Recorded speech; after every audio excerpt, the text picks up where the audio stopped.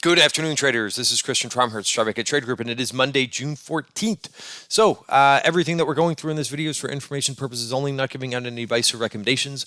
The video is for information purposes only, and I am on vacation, but doing a little bit of working on vacation, and just wanted to send you guys out a quick, 5-minute video on just what I'm seeing right now in the markets. A little bit of a continuation from what I sent out to members over the weekend. That was one of the major themes that I talked about in the weekend video was rotation that's going on right now. So I've got a chart in front of you of the Qs. Very interesting today. The Qs broke out to all-time highs. So, I just find this market really interesting. We've certainly seen a lot of participation by other areas of the market in 2021. For a while it was all value. For some spurts, there's been growth has outperformed, but right now it's growth names that have kind of come back into play since last week. So I just view this as a pretty positive market. There's a lot of things that could have go wrong. There's still a lot of things that can go wrong, and we always have to kind of stay on our toes and monitor those things as we go along. That's our job, right? Our number one job is a risk manager. Second, we're traders, but we really have to kind of pay attention to when number one, if the overall market starts to break down, either if we're seeing price trend break down, or if we're seeing things under the hood, such as divergences, right, where we start to get a weaker breath. I can tell you right now, we're just not really seeing that. I think it's a very nice positive to see the Qs break out and see so many areas of the market that kind of underperformed the last couple months continue to kind of do something different and now kind of run with the ball a little bit. So I'm pretty enthused about this market, right? One of the things that I talked about in the weekend member video was that the Qs, S&P, and IWM were all in a whisper of breaking out to new highs. So you have it here in the Qs. They were the outperformer of the day. They were up 1% today. There's a little bit of, throughout the day, a little bit of a rise in volatility. And I think a lot of that just has to do with the rotations that we're seeing. So I'll get to some of those. But S&P up, did finish higher for the day, up. S&P futures were up 22 basis points. So again, not a blowout move or anything like that. Same thing with the small caps. They were not a big mover either. They were at one point today up about almost 0.75%, but they gave those back, and it looks like they're kind of still in a little bit of digestion mode right now, kind of going sideways. But that's fine. As long as we're not seeing major breakdowns.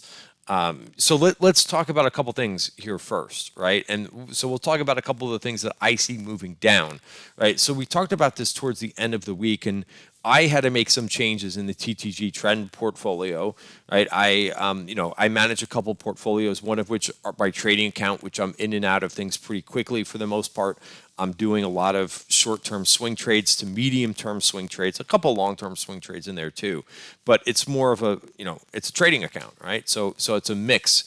In the TTG Trend Portfolio, right, I'm holding names for more medium to long term, right, depending on what they're doing. And we started to see really a big shift in some of the things that have acted really well last week. So one of the things, if you just want to look at a couple different names, but you could see what's going on in Caterpillar, right? Deere was one of the first names that kind of broke, and again, I don't mean this to say, oh, geez, because I always see some people do this on Twitter. They point out one or two charts and then they try to draw a conclusion without looking at all of the pieces of the puzzle.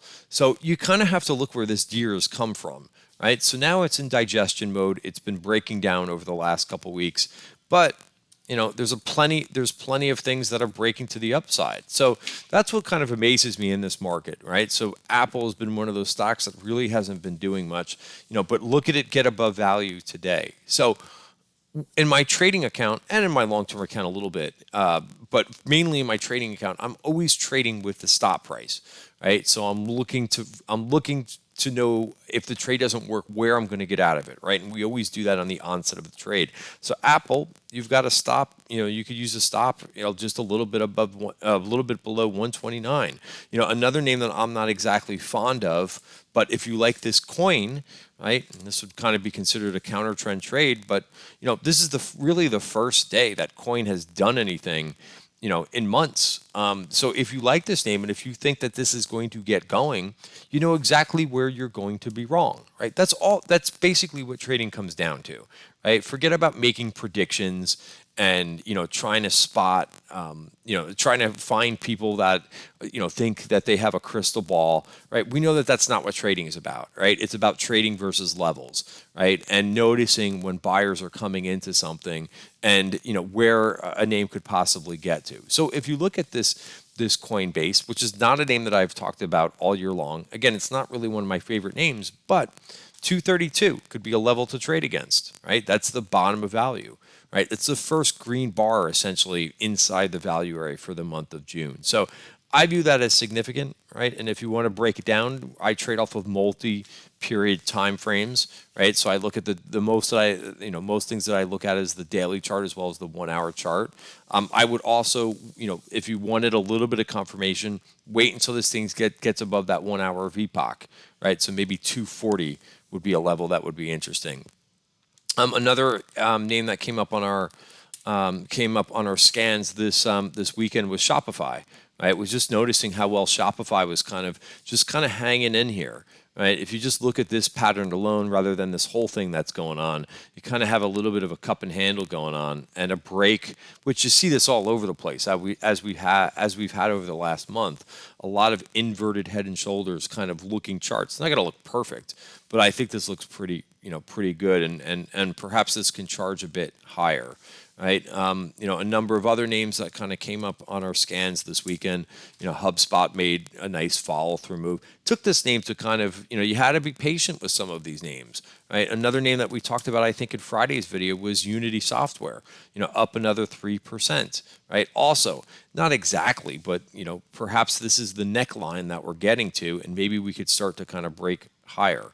Right, the semiconductors also, it's one of those areas that's kind of hidden in tech a little bit, or embedded, maybe not hidden is the right word, but embedded in tech. Look at semiconductors kind of get out of this range, right?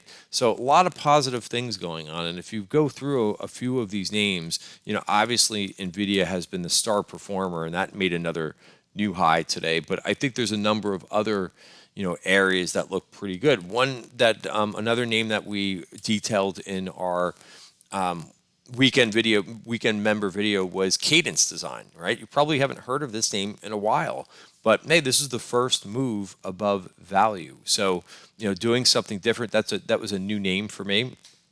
A couple of the China names too. Right? This was a name that we highlighted last week, right? 360 Digitech. Again, I view as a pretty risky name. It is a China name, but look at this name break out to new highs, right? Futu is another name. Kind of has a little bit of that similar look to it, where you got a bit of a cup. Oops, see if I can get my cursor over here. There we go. A little bit of a cup and a move down. So handle, and maybe this thing pushes higher. I like that name here, and I'm long a little bit.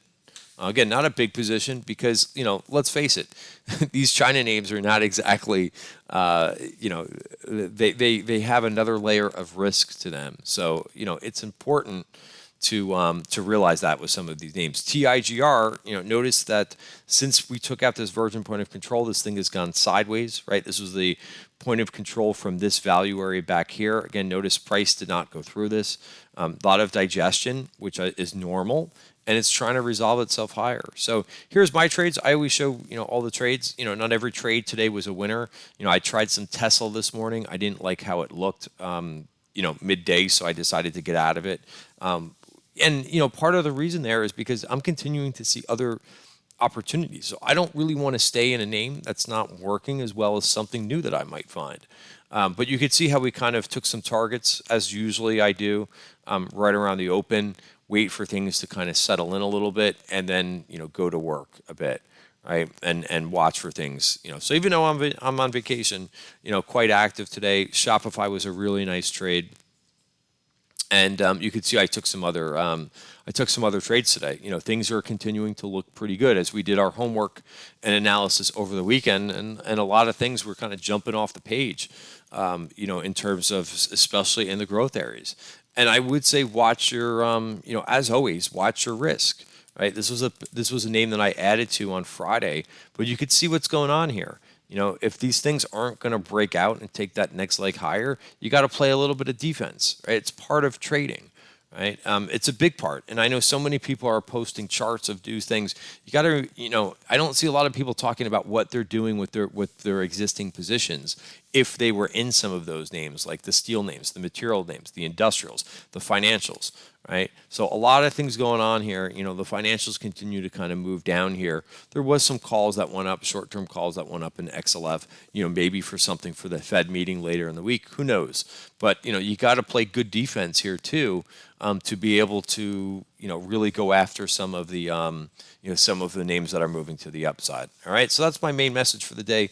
But, overall, again, you have to be nimble in this market to not get caught in some things that are getting rotated out of. But we continue to see some really good trading opportunities, and it's an exciting market right now.